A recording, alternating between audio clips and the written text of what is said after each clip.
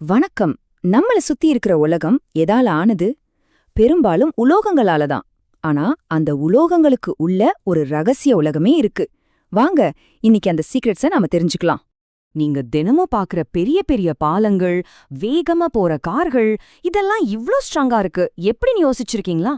அதோட வலிமைக்கு பின்னாடி ஒரு மறைக்கப்பட்ட ரகசியம் இருக்கு. அந்த ரகசியத்தை தான் நம்ம இன்னைக்கு பார்க்க போறோம். சரி, வாங்க விஷயத்துக்குள்ள போலாம். ஒரு உலோகத்தோட உண்மையான பலம் நம்ம கண்ணுக்கு தெரியறதுல இல்ல, அதுக்குள்ள ஒளிஞ்சிருக்கிற ரொம்ப ரொம்ப சின்ன விஷயங்கள்ல தான் இருக்கு. அதாவது ஒரு உலோகத்தோட கேரக்டரே அதோட மைக்ரோஸ்கோபிக் லெவல்ல தான் அடங்கியிருக்கு. அதோட ஸ்ட்ரென்த், வீக்னஸ், குவாலிட்டி எல்லாமே அதுக்குள்ள தான் இருக்கு. சோ மேலோட்டமா பார்த்தா பத்தாது, உள்ள என்ன இருக்குன்னு பார்க்கணும். அதுதாங்க இருக்கிற பெரிய சவால். அப்போ இந்த மறைஞ்சிருக்கிற விஷயங்களை எல்லாம் பார்க்க நாம எங்க போகணும்? நேரா ஒரு ஸ்பெஷல் லேபுக்குள்ள தான் போக போறோம். வாங்க. ஒரு மெட்டீரியல்ஸ் லேப்ல பாத்தீங்கன்னா இந்த மாதிரி ஏகப்பட்ட கருவிகள் இருக்கும். ஆனா இது எல்லாத்தையும் நாம இன்னைக்கு ஒரே ஒரு முக்கியமான கருவிய பத்தி தான் டீட்டெயில்டா பார்க்க போறோம். ஆமாங்க, நம்மளோட இந்த தேடலோட ஹீரோவே இந்த மெட்டாலஜிக்கல் மைக்ரோஸ்கோப் தான்.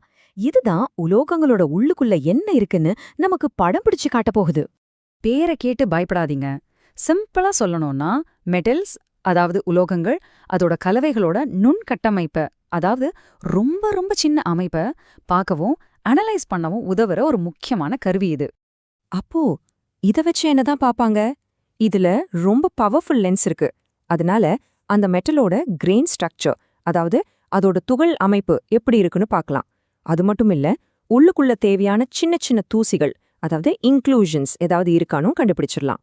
ஏன்னா இந்த சின்ன துகள்கள் தான் மெட்டலோட வலிமையை குறைச்சிடும்.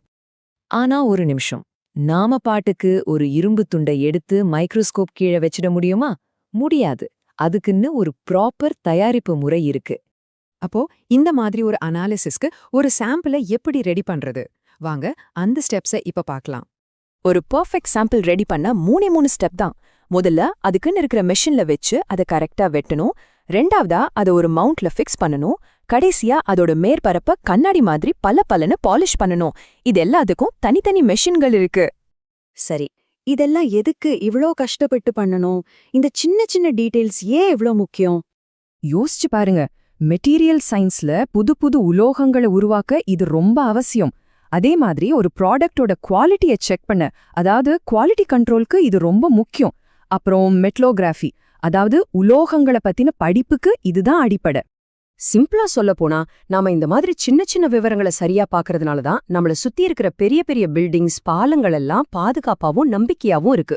ஒரு சின்ன மைக்ரோஸ்கோபிக் கோளாறு கூட ஒரு பெரிய விபத்துக்கு காரணமாயிடலாம் இல்லையா?